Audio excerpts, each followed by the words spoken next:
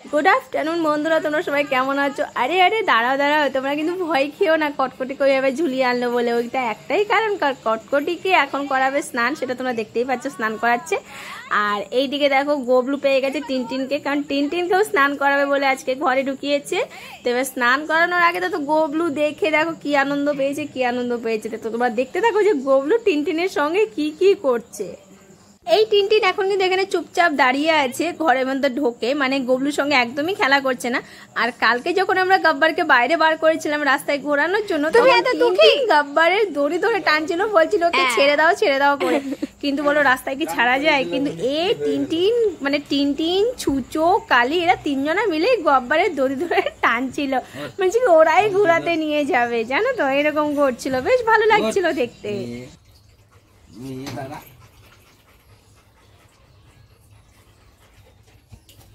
দেখো দেখো দেখো, এই এই গবলু দেখো, এর কাণ্ড দেখো, এর কাণ্ডটা দেখো তোমরা শুধু। এই তুই বেরিয়ে আয়, তুই বেরিয়ে আয়, দেখেছ, তুই বেরিয়ে আয়, বেরো বেরো গবলু,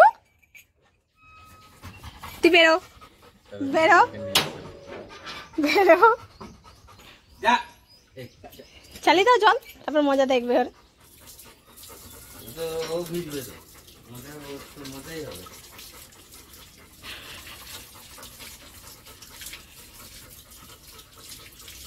গাব্বার, এই তুই ঘর ঢোক, চল।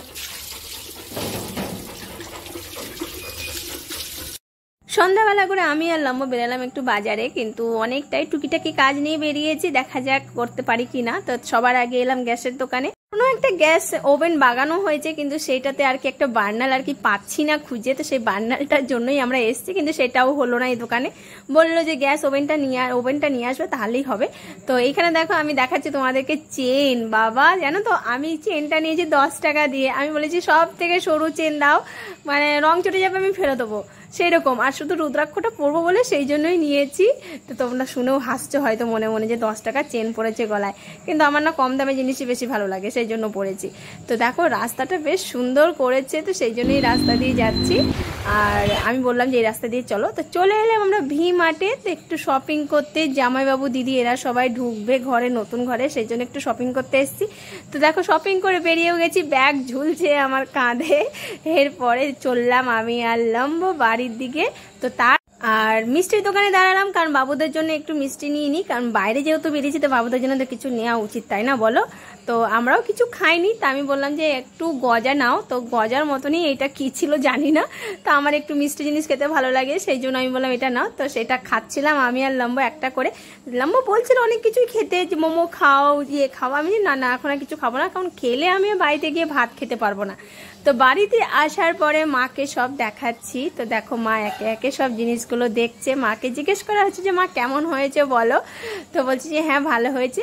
এই যে গেঞ্জিটা দেখতে পাচ্ছ, এটা হলো মামুর জন্য। তো মামুর জন্য আলাদা আগে একটা পছন্দ করেছিলাম, কিন্তু সেটা আমাদের অত ভালো লাগলো না, কারণ মনে হচ্ছিল যে রং চাটা। সেই জন্য লাস্টে এরকম গেঞ্জি নিলাম, কারণ গরমের মধ্যে পরতে সুবিধা হবে, আর বেশ সফট গেঞ্জিগুলো, বেশ ভালো। তো এই দুটো নেওয়া হয়েছে মামুর জন্য। আর নেওয়া হয়েছে দেখা যাক কি কি। তো এই গেঞ্জিটা নেওয়া হয়েছে জামাইবাবুর জন্য। দুটো গেঞ্জি আছে, তো একটা গেঞ্জি বড়মার তরফ থেকে, মানে এই গেঞ্জিটা বড়মার তরফ থেকে নেওয়া হয়েছে। বড়মা বললো যে আমার তরফ থেকে একটা গেঞ্জি নিয়ে চলে আসবে, তো বড়মার তরফ থেকে একটা গেঞ্জি হলো, আর এই গেঞ্জিটা আমাদের তরফ থেকে হয়েছে। তো জামাইবাবু বলছিল যে এক কালারের গেঞ্জি, মানে জামাইবাবু বেশি পছন্দ করছিল। তো এক কালারের গেঞ্জি না এখন নেই ওইখানটা, দেখতেই পেলাম না। তাও আবার আকাশি রঙেরই গেঞ্জি পছন্দ করে জামাইবাবু বেশি। তো আর এই প্যান্টটা নেওয়া হয়েছে। তোমরা হয়তো ভাবছো যে জামাইবাবু দেখাচ্ছে, মামুর দেখাচ্ছে, তো দিদির জন্য কি নেওয়া হয়েছে সেটা ভাবছো তো। তো দিদির জন্য কিছুই না, শুধু একটা বেডশিট নেওয়া হয়েছে। আর দেখো এখানে সেন্টগুলো আর কি, মানে অফার ছিল, তো কিছু পেমেন্ট করতে হয়েছে, যাই হোক অল্প স্বল্প। তো তারপরে এইগুলো পাওয়া হয়েছে। তারপরে তো যাই হোক, এখানে জামাইবাবুর জন্য একটা, আর আমি লিখেছি দুটো, তো একটা আমার, একটা লম্বর, এই করে তিনজনের তিনটে। তো তোমরা ভাবছো মামুকে কেন দিচ্ছি না, তো মামুর অঢেল আছে সেই জন্য মামুকে দিচ্ছি না। আর গবলুর নাক দিয়ে দেখো জল পড়ছে, তো গবলু মানে স্নান করে ওর নাক দিয়ে জল পড়ছে, তাও দেখো স্নানের নাম নিলে ব্যাস নাচতে লেগে যাবে ও। আর মা বলছে কিন্তু চরকারি। আর এদিকে দেখো কটকটি কি আনন্দ করছে। কটকটি ঘুমোচ্ছিল অঘোরে, তো নাকের সামনে বিস্কুট রেখেছে কিন্তু ওর কোনো হুঁশই ছিল না। তারপর তো ডেকে তুললো যে ও দেখ বিস্কুট দিয়েছি, তারপর তো তুললো। তারপরে তুলে আমি কি দাও এবার নাকের কাছে দাও দেখি ও বুঝতে পারে কিনা। কিন্তু এই যে আমাদের দুষ্টু ছেলে, তোমরা দেখে বুঝতেই পারছো, এই বিস্কুটটা দেখে ব্যাস এ এখন খাবে, কটকটিকে খেতে দেবে না। আর ও যেই করে হোক বার করার জন্য ব্যস্ত হয়ে গেছে, দেখো কেমন ব্যস্ত হয়েছে। তো যাই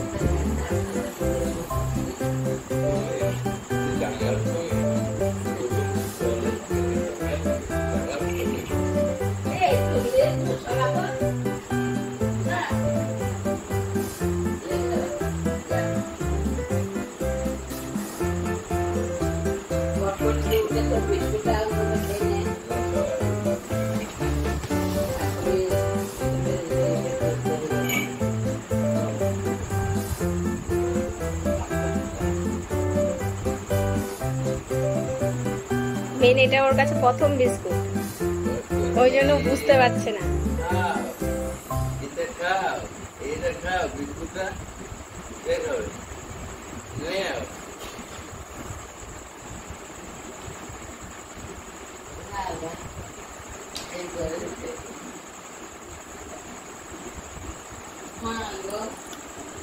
শুয়ে খাবি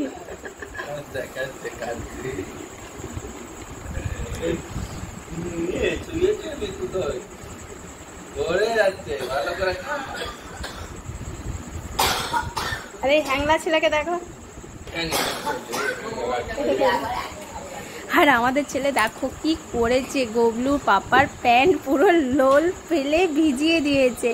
মানে এত বিস্কুট খেতে পারে, তাও মেয়েরই নয়, নিত্য নতুন বিস্কুট, যেমন পার্লেজি এই ক্রিম বিস্কুট সেইগুলো। বন্ধুরা আজকে ভিডিও আমি এখানে শেষ করছি। তোমরা সবাই খুব ভালো থাকো, দেখা হচ্ছে কালকে সবাই জানে। Radha Radhe, good night, bye bye.